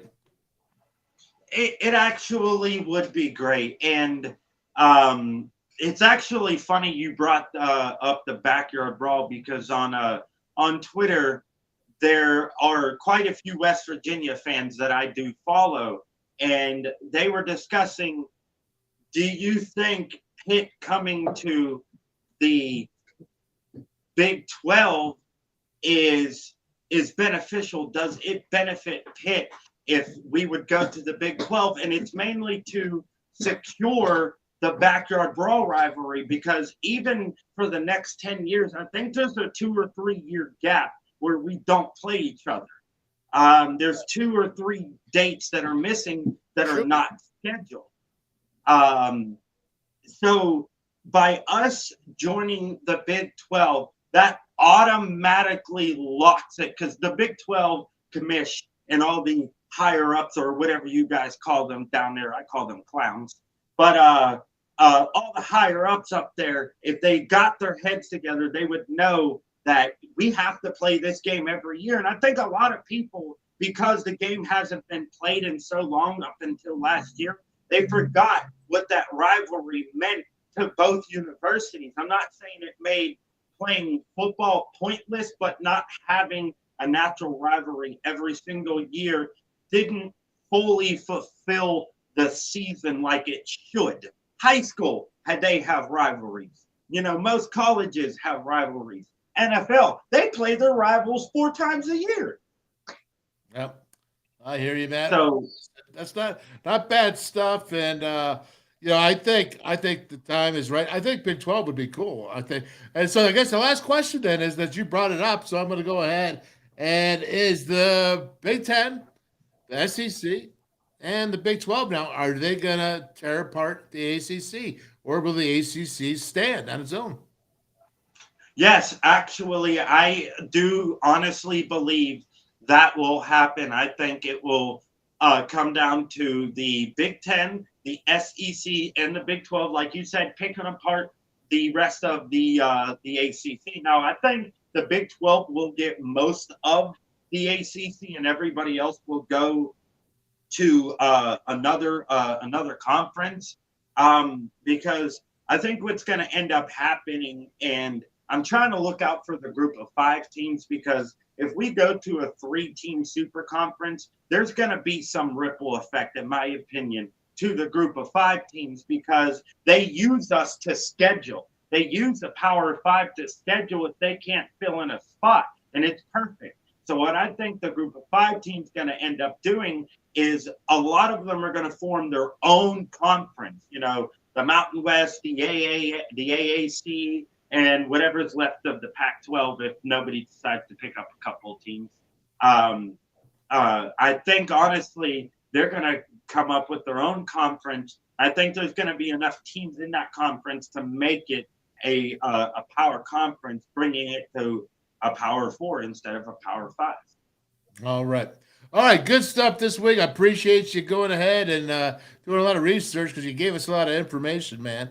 And that's what I dig about you. I got this. Hey, look, Bart, you got 2020, can barely see that. That's why you need to go ahead and put it on your TV. That's what we do with the WolfMan's Network at the restaurants and the bars. They all put it on TV, so it gets real big. Just so you know, just trying to help you out. But we do appreciate you being here and paying attention.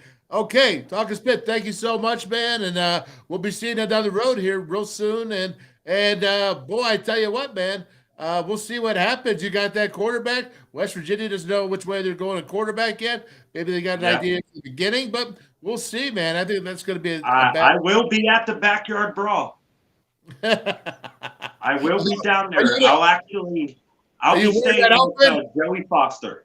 You'll be with Joey Foster. All right. Very good. With Joey will make sure you're good. Because you know why? I'm going to tell you this right now. West Virginia is very hospitable. Very hospitable. They learned their lessons way back when, and they're very much, they welcome, maybe not so much. Yeah. They won't be mean. I think the crowd's different. Yeah, crowd's different. Oh, and one more thing before I go. That bar you keep wanting me to go to on Carson Street, I believe it was. The name's not yes, Archies. I will be going there for my 34th birthday in a couple of weeks. Hey, Mike, man, you hear that, man? There you go. So I'm already plugging it there. East Carson Street, Archies, big Steelers fans. They got incredible wings there in Pittsburgh, and Archies, and they're good price, very affordable. So, all right, brother. Let's appreciate you, man, and Talk is Pitt. Friends, keep close. Keep you closer, man. Right there you go. Good job today. All right, thank you. All right, I'll see you later. Yeah, man. Take care. All right, now let's talk his pit. And like I said, we got to know what we're facing there. And he's got a lot of information. Dude is good. What he says, you have to be very careful, and you have to respect your opponents. Have to respect your opponents. And bringing them in here, man, I know what I'm doing. I know what I'm doing. I'm getting that information in here, getting it to you guys, Mountaineer Nation, dropping it on the line. And he'll be back. Next week we'll see. And we'll have other people for the ACC as well. It's all from the college football, the Voice College Football Network. That's why we have this. You had Mark Rogers on yesterday, who is the voice of college football from the Voice of College Football Network. I like how that goes. And let me go ahead and let's jump this on up here. And there we go. All right. So let's get into this. All right. Let's just recap what was going on here. This is the beginning of the fourth quarter. And West Virginia, they're up 21,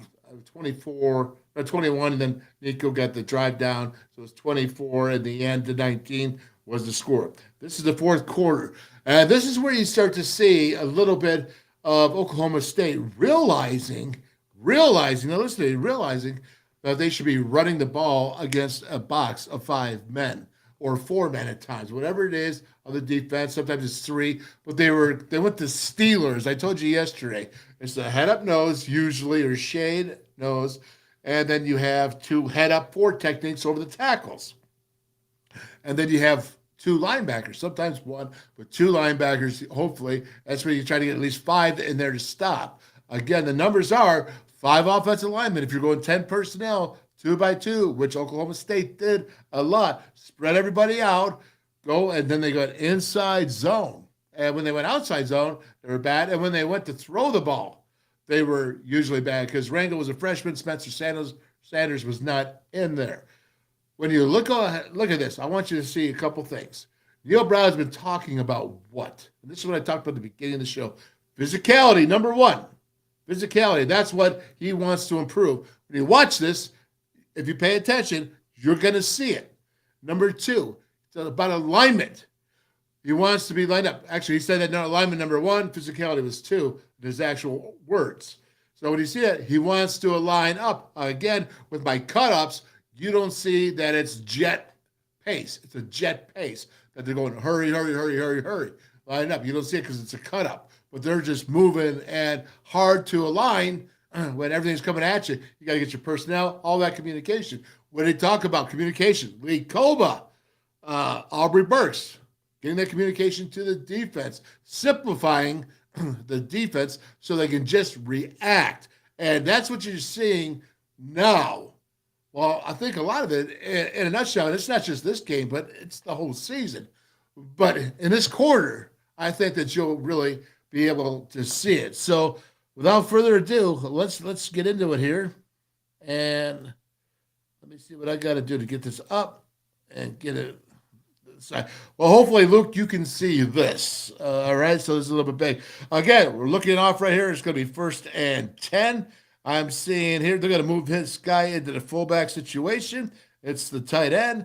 But I do like this. Now, listen, just so you know the terminology, because I always love terminology. And sometimes everybody's terminology can be different. But this here is the pistol. Why is it pistol, not gun? Because the tailback is behind the quarterback. You call that pistol. And now look at it, right? What you're seeing here is you got the fullback away from the strength. You see the tight end at the bottom towards the right tackle? So now you got pistol weak. Yeah, you like that? That's cool, right? And I like to always go, when I say it, if there's a guy in the box, a tight end especially, I want to say that's the strength of the run, so it's the strength of the offense, even if there's 2 receivers to the left of them. To me, it's weak because you're looking at the box and the running face. So that's how I did. That's how I coached as a defensive coordinator. So here we go. Let's take a look here. You're going to get, they go right to play action pass. This is a play action pass. This is not an RPO. And you see, look at these stills coming off the ball. He went through 2 players. I mean, This is bad. Bad throw. Good coverage by the defense. There you go. Jumping on up. Oh, look at these Stills. They're 55. This is, he goes through one. These offensive linemen, Oklahoma State, boy, did they have a bad day against Dante Stills and Sean Martin. And Mike Lockhart even got a little bit. Look at that. Two guys, man. That's why I think he's making the Cardinals this year. Because he can have skills like that. And they go ahead. He throws it to double bracket. Not happening. Not a chance, man. But again, worth looking at for Dante Stills when you're a Mountaineer fan. Oh, he's got the underneath the rip. Did you see that? That was so cool. All right, 2nd and 10. They're like, well, if we can't throw the ball, let's run the ball. And I think that's what they learned in the second half mainly. And he says, okay, the tackling right there. All right, we talked about it. What did Neal Brown say today about the tackling? He said you have to run your feet. And actually, this press conference, what I brought in today, but it was a couple days ago. But it's like, wow, man, I'm watching this film. I'm like, yeah, you got to run your feet. You got to keep catching up because look right here. Look at this. All right, so you see here, Tarsh Simmons, he's going in. Where is the outside contain? Is that X-ray who's still 5 yards deep waiting for this to develop? And you see there's no outside contain. Look at that. There's no contain. You got black on blue. All right, what you have up here is you got the safety is coming up. And let me make sure I got the number right here for the safety. That is Marquise Floyd. Yes, Marquise Floyd. Okay, so watch here. And you got to keep your feet. And he's going to tackle it. We talked about this already. Come in and run through. Look at him leave his feet. He leaves his feet. All right? He doesn't run his feet. That's what Neal Brown is talking about. That's a perfect example. Once again, no outside contain. I don't like the scheme. I don't know if that's a player's fault. I don't know if, you sit there and say that you got to get over there and shed that guy and get to the outside. Well, it's not happening there. Bring your feet, Marquise. Bring it. Right there. It's not because he's diving through. He's tackling ankles, man. Tackling ankles. You got to run through the guy. Don't leave. Get the proper angle. And to be running through, you also have to have a proper angle at where he's going. Don't go where he's at. Go to where he's going. Offensive linemen do that against linebackers where they say, where's he going? Well, you can't say where he is now. You got to go to where he's going. And that's where you'll meet him at. All right? All right, so we'll keep moving on here. I think there's one more time. See the back end zone. You can see here, he's not, the feet are there. You hit him too low. If you keep your feet moving, you'll hit him higher in the hips because you're running him more. You're doing it. So, again, that's just a lack of angling for you, honestly, and then dragging your feet at contact. You don't want to, at contact, whether it's offense or defense, never stop moving your feet. 1st and 10. There you go. Again, you're going to get that play action pass. Oh, look at that. I mean, I can't tell you much about this right here. I mean, it's just a really bad throw. Again, I think it says a lot for Nico in the second half, how his throws were fairly good and fairly accurate. He had some key third down situations. They were at least for game time. Didn't have to come up with a high percentage. But again, look at this. This was not so good there. Okay, so 2nd and 10. He drops the ball. Now he drops the ball. Dante Stills. I love this last game of Dante. He didn't get a chance to go to a bowl game, but boy, did he stand out. And I just wanted to play this a couple times just to give him his due. Right there, Dante comes right over the ball. You just saw him go through two guys to put that pressure on. He's been putting the pressure on all day long, even when they've been rushing three. Dante, horrible job by the offensive tackle. He looks like a big tubby. All right, 1st and 10. You see here, you got 4, you got 5 in the box right now.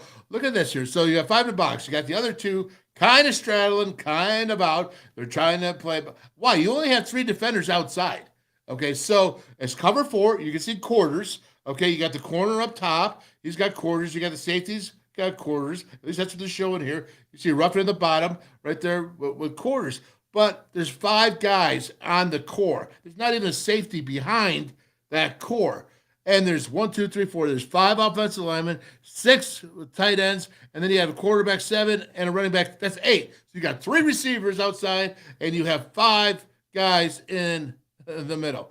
All right. Now, check this out. What? Why? I mean, that's a great play there by the defender, and he's only going to get 3 yards. But again, constantly, why are you doing a defense setup like this? This is only set up for trouble. Only set up for trouble. Great play right there. I'll give you that. As you see, the tight end moved in, and X-ray moved out. And you'll see him change that on the next time they do that. But he actually moved out right there. And you can see that he's not getting in there from the outside. So that's just a wasted opportunity. Run that inside zone. There's Sean Martin. Boy, he had a good game. He had a good game. I have a lot of hope for Sean Martin coming up and being really big for the Mountaineers. All right, so again, let's look at this now. What's happened here? Look at this. See, actually, he moves out with the tight end moved in. He moved out. I don't know. Maybe I'm wrong. I don't know. But if a tight end, comes from a slot and moves in, why would you move your guy out? There's only one guy out here. You got a quarter. I don't know. So maybe that's what Coach Brown's talking about. Alignment, right? Alignment. Knowing your alignment. Getting lined up right, because that don't seem right. And then again, I think right here, Sean Martin does a nice job. And the nose guard, that's JJ, or is that not sure. Okay. Oh, here we go. Yeah, there you go, man. Now this is nice. And I sat there. I talked about him. And for Georgia Tech, young man, I was just drawing a blank here all of a sudden. Let's see. No tackle. Oh, man, Lockhart, excuse me, from Georgia Tech. Now, I told you, sometimes he takes plays off. And this is last year I'm talking about. Here, he did not. The guy's got ability. He's got ability. He just needs to be in shape to do it every down. So I'm hoping that this year, with his maturity, look at him right there in the center.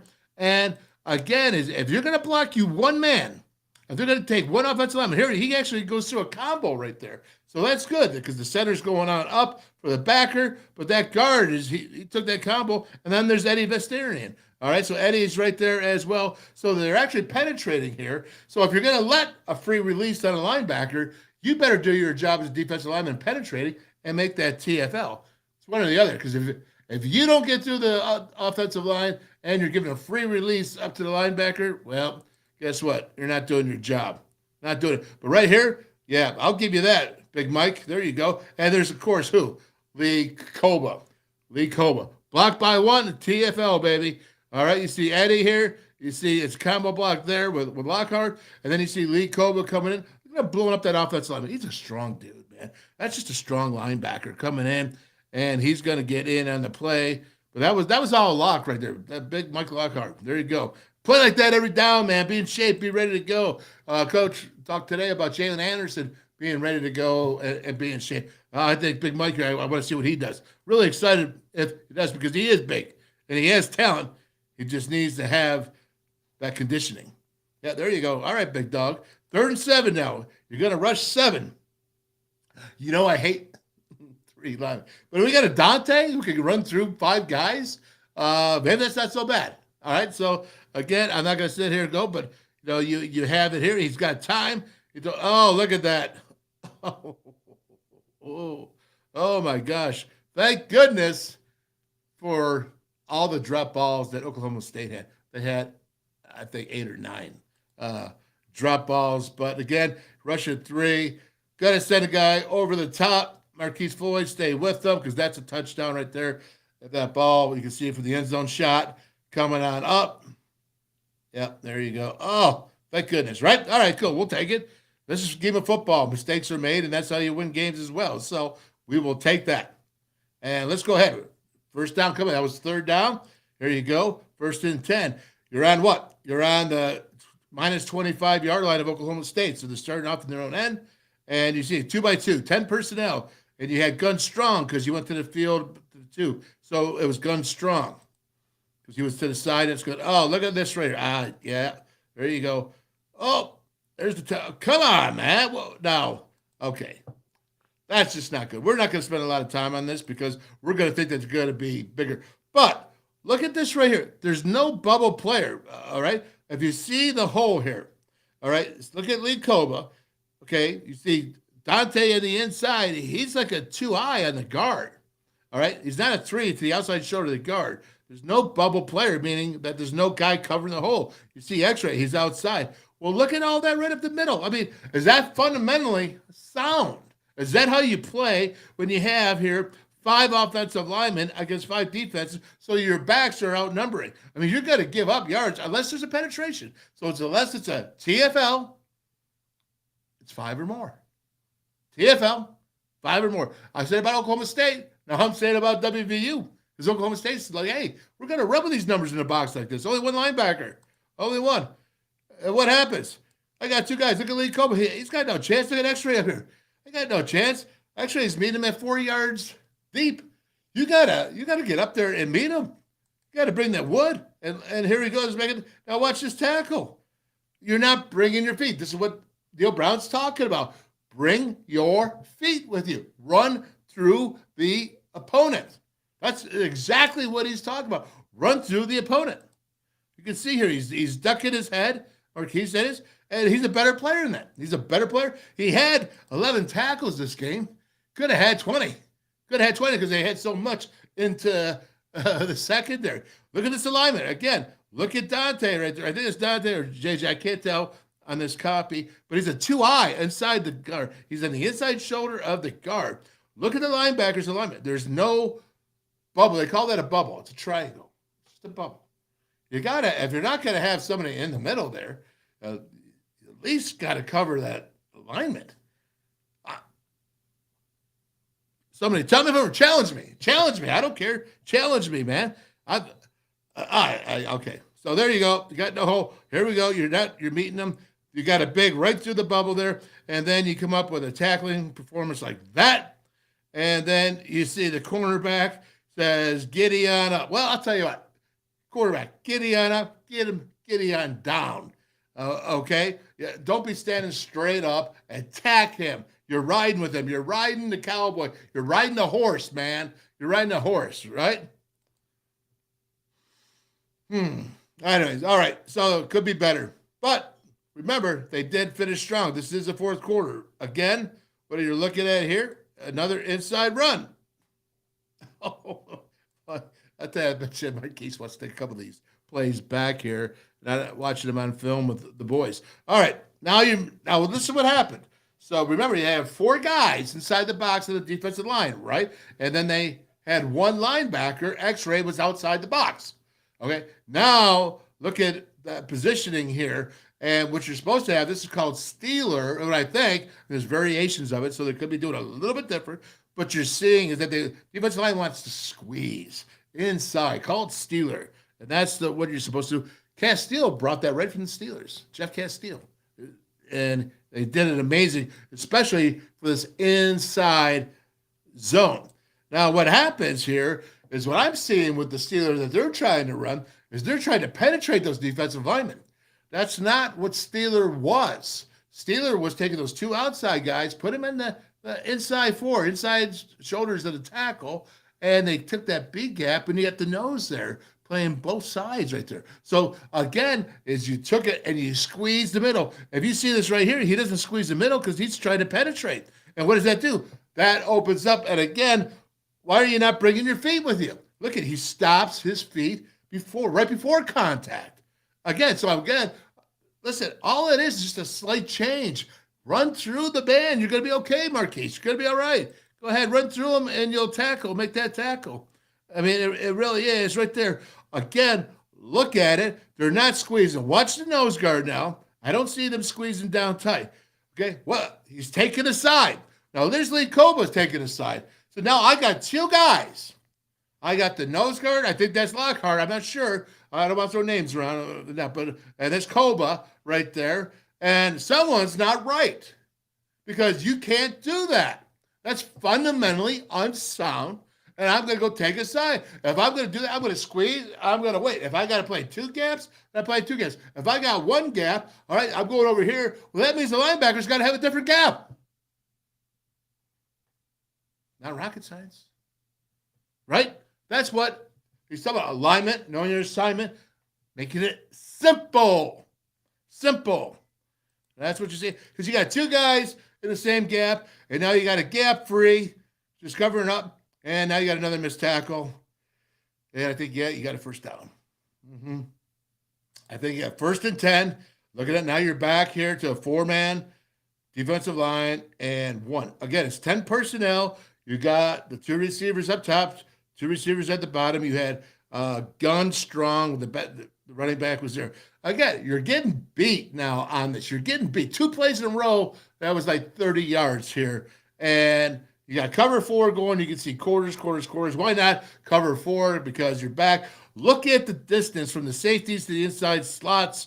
Okay, I don't. It's too much for me. All right, the guy into the field, that's okay. Want to maintain that depth. I don't like it even at that. But the safety to the bottom, you're going to come in. You're going to fill in that box. Because his job at cover 4 is, if it's a run, to go ahead and fill and be an extra player in that box. Okay, because that's how they did it. Iowa State actually started that off with the different levels of playing in Texas, if you remember that, the Longhorns, when they had the 4 layers. They had the D-line, Iowa State backers, you had the safety in the hole, and then you had the other DBs. Remember that? I'm sure you do. All right, so here you go. Again, all right, is it 4 yards? Is it 3? But you got 3 guys here. What happens? You got Lee Kpogba. Now, look.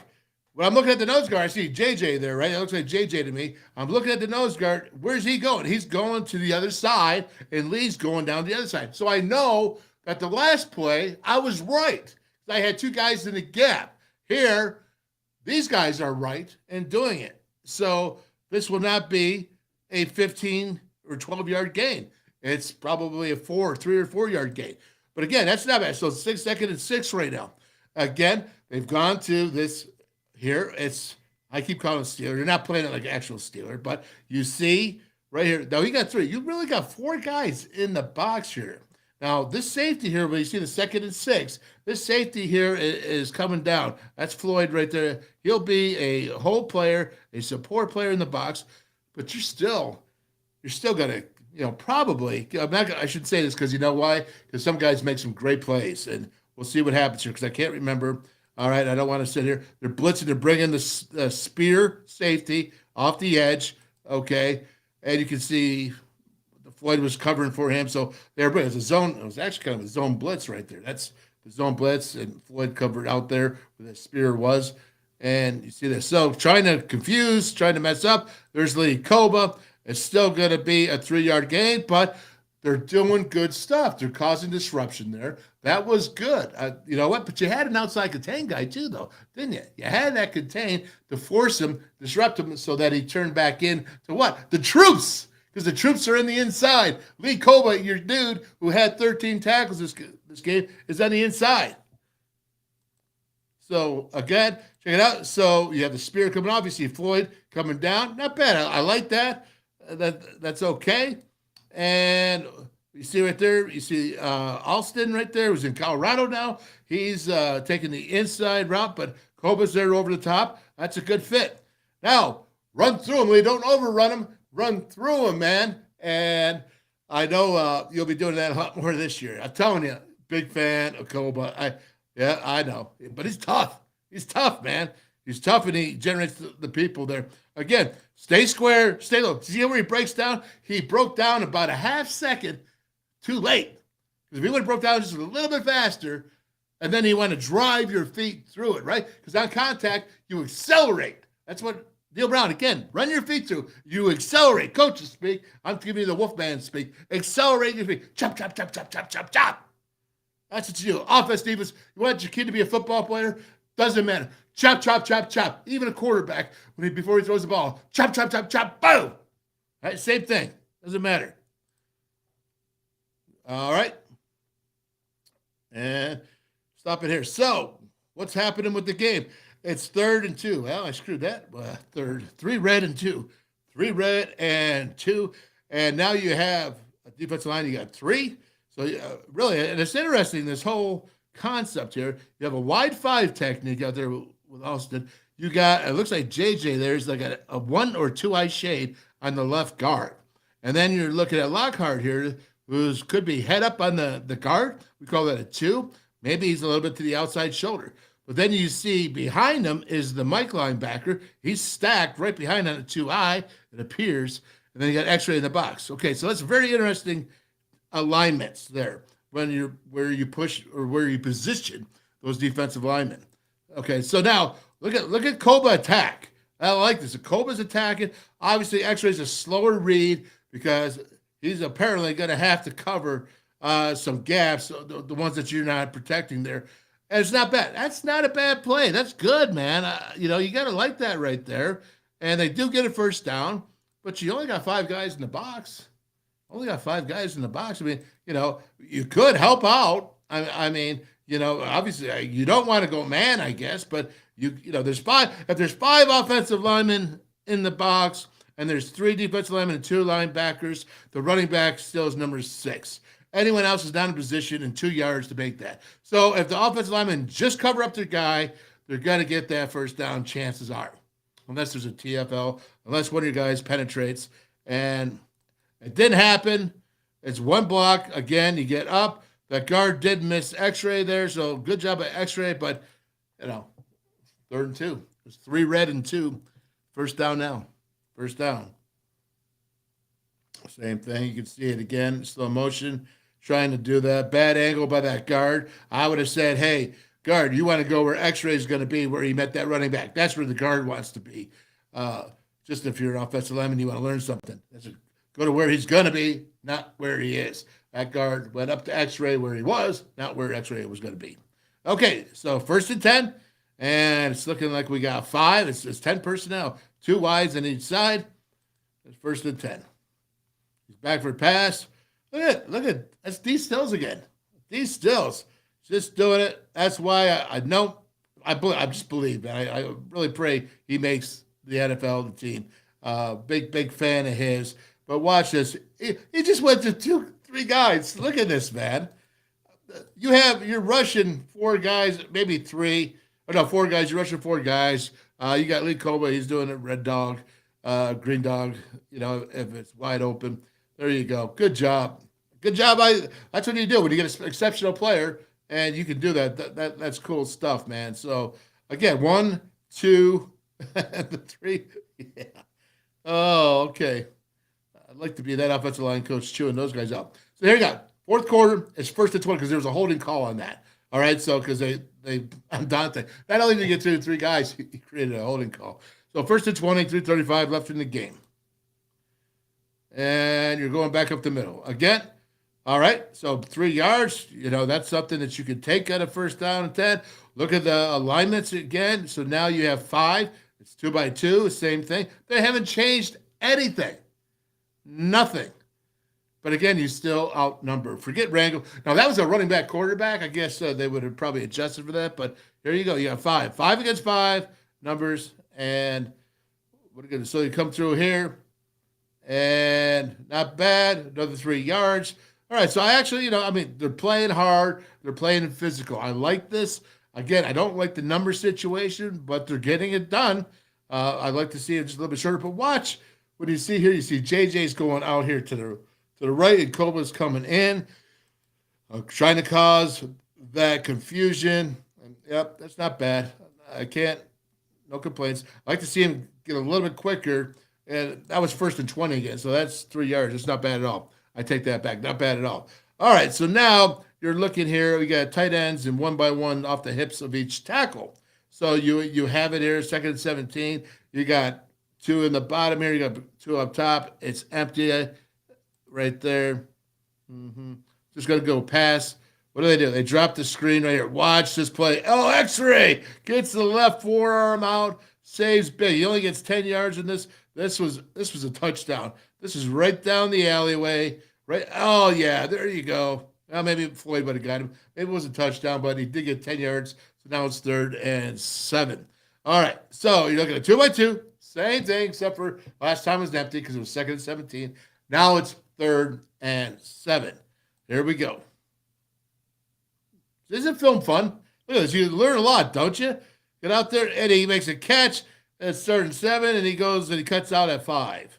All right? So there you have it. Now, this is what I do like. I do like you see down here, I think it's Carnell there, that he's lining up over that number 2 receiver. Okay, I like that. I want to see more of that this year, whether he's playing zone or whatever. Disrupt that dude. There's no reason why you can't go ahead and stay. If you're going to play out here, if you're playing out, if that's what the coach wants, there's no reason why they can't stay out there and put somebody out there. Look at this here. What is going on here? When you look at here on the top hash, all right, that's a 5-yard hitch and 10 yards. That's what it is to me. 5-yard hitch. I mean, I'm doing RPO right there. Doing an RPO. Okay? Marquise Floyd, he's way too late. Way too late. Never going to get there. And here you go. You go with this, and you have a receiver. Now, like I said, I still like that. I like, but, you know, what I don't like, and you see, reroute him, hit him before 5 yards. Before 5 yards, that's where you just turn, hit him and reroute him. Don't be a linebacker playing against a slot receiver and then try to run with them. Lord, no. Know what you're doing is know your size, know your position, know your field position, know what the deal is, know the circumstances. It's 3rd and 7, right? Oh, my goodness. They had Hope Deep. His job is to make sure he doesn't go ahead and get that first down. Not bad what he did there, but hit the dude. Reroute him. Take a freebie. It's fun. It's fun to get a free shot. All right, 4th and 3, 1:56 left in the game. And it looks to me like they're bringing some heat. All right, they're rushing 4, 5. All right, they go rushing 5 right here. And they're breaking through. And no go. And terrible play. You've just been going ahead and doing all that running, and your 2 last play. All right. So be it. Good for the Mountaineers, though, right? Good job. Way to go to another 14 corner, right? Good job. Way to hold strong. He made some good plays there. He made a couple bad ones in the game, but real good. All right, real good. So again, now we're 1st and 10. Or no, sorry, same play. My bad. Same play. And we'll just go ahead and do the rewind. Right there, seeing it. Oh, there we have these coming in on you. And nope, not today. All right. I think yeah, we got another series here. 1st and 10. You see him going up. Oh, not happening. All right. This is the stand right here. Last series, the stand. You see him. He's got to go ahead and go up again. Who he makes the play, man. They're going after you. They're coming after you. They threw a flag, but they took it back. There was not a flag. They took it back. He did look back in time. There's worse in the game besides that, so I'm okay with that. Good job. 2nd and 10, 1:22 in the game left. What are you going to do? He's going back for another deep pass. They're taking 2 shots, and our guy, 14, makes the play. They're picking on him, but he does what? He makes the play. Good job. Good job. This is the game. The end of the game is on the line. The defense wins this game. They win it. You don't have to play pretty all the time, but you got to win it. And you got to do it at the crucial times. And that's what they did. They won it right here. So congratulations, WVU. We need more of that this year and more of these plays where you're on them, not being fooled, not being too afraid to be aggressive. All right? What I saw last year in the secondary, especially because they're young, right? They're young. And I felt like there's a lot of hesitation. Maybe afraid is a bad word, not a good word. But again, right here, you're seeing it. That's 3rd down, so it's 3rd and 10 there. They throw that pass, another drop pass, Oklahoma State. And we'll watch the replay here. Seeing this, they're still fighting and trying to get in there. All right, good job. Now it's going to be 4th and 10. Game is over. I mean, it's so bad. They haven't even taken a shot. They tried to throw the swing, the check down to the running back. I mean, at least throw the dang ball. If it's game's on the line, man, somebody needs to tell this right. I'll tell you. I won't rip on the poor kid. All right. So, again, watch this play. Good job, WVU. You won. Good job with Nico Marchio. He came in the second half. He was down 10-7. Jalen Anderson had 2 huge runs against this Oklahoma State defense. The team played hard. It was cold. It was rainy. It sucked. Nobody was there. You saw the stands. Nobody was there, man. And just not a lot of people wanted to be. The Mountaineers were, what were they, 2-6? 2-6 in the Big 12. And they were 4-7. And they played really hard. They didn't play great. They didn't play smart all the time. But they played really hard. And you got to like a team, especially on a cold, bad day. JT Daniels, that whole experiment went down the drain. Garrett Green gets hurt in the first series of the second half. Your true freshman, Nico Marchio, comes in and plays well and helps the team win. Jalen Anderson, your running back, who hasn't really played much this season, goes off and has 2 huge runs. And then you got your defense, and you got your stalwarts like Dante Stills, really making an impact there. I'm trying to get out of there. Sorry about that. And so many good things happening. And once again, they came out. Got a lot of hope. There's a lot to look on that film and show the guys. Just be brutally honest with them. If you want to have success this year, okay, here's the things I'm pointing out to you that you did well. And these other things I'm pointing out that you didn't do well, you got to get rid of it. You got to change it. If it's all about effort. You heard Neal Brown talking in the press conference, talking about running to the ball. He said they're not there yet. Well, if they're not there yet running the ball, that's a concern. He likes the physicality. They're improving the physicality. I like that. He's talking about running his feet through the tackles. Well, you know what? You can flip that on the other side of the ball. Runners, run your feet and break those tackles. See, the game of football is really easy. Really, really easy. So we'll go ahead and we'll call it quits here now. I think I've gone over my – geez, I get lost in film. I love it so much. I hope you do too. And, there's a lot that can be learned. We're going to break down again. We're going to have a special pre-game, which I've been doing a lot of pre-games this year. I'm not, but a special one that's in-house at the Pallet Bar, and it's in-house for the network. Okay, the WolfMan's Call Network and the Voice of College Football Network. And that's it. It's not going to go out anywhere else publicly. So if you don't have it, you got to sign up at the Voice of College Football or go to one of the fine establishments that we have in the network, and just so you can see them. Again, I know I keep pumping them up, but I truly appreciate them with everything they are, man. They're pretty amazing. And just sit there. You can watch it every Monday through Thursday. You can watch the WolfMan's Call Network at these places, man. And we're proud to have them. And again, we're proud of Northern Eagle right there, distributors. And right here at Calacino's, Danny's Pitch. They just came on this week. Proud to have them. You got Calacino's at Beckley. Danny's in Bluefield. And, of course, then you have the Pitch there in Dunbar. And look at it here, man. You got Archies. He was just talking about Talk is Pitt. Talk is Pitt is going there, man. How cool is that he's got to go there for his 34th birthday? I really appreciate that. And I'm sure Mike Manning there at Archies does as well. And they have incredible food. You got Route 22 in Weirton. Yep. I'm having issues, folks. We'll keep that up there. We'll try one more time.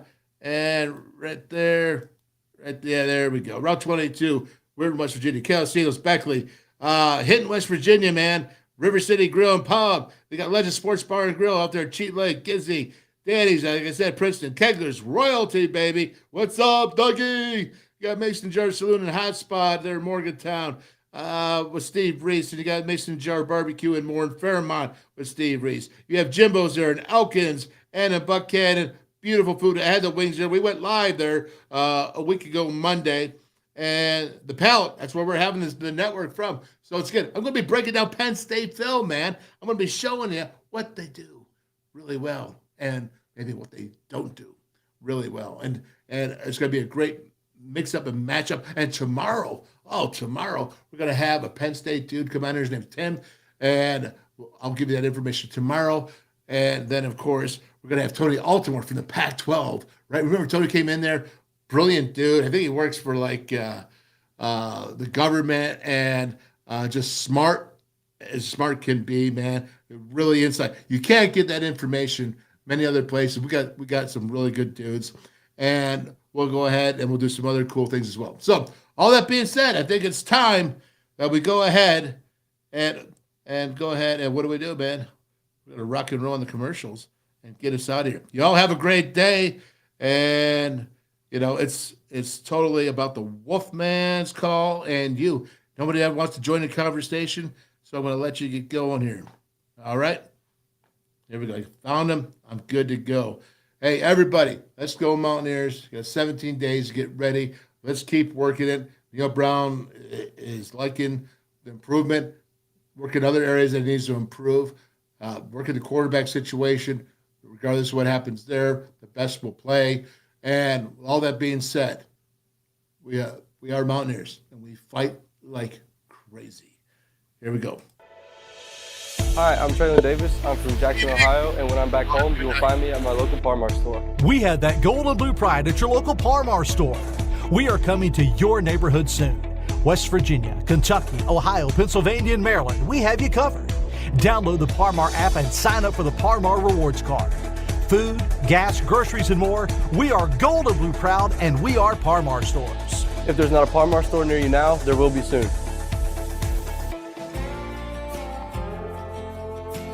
Northern Eagle Distributing, proudly serving Anheuser-Busch products to West Virginia. Stationers, #1 office supplier in West Virginia, always in stock.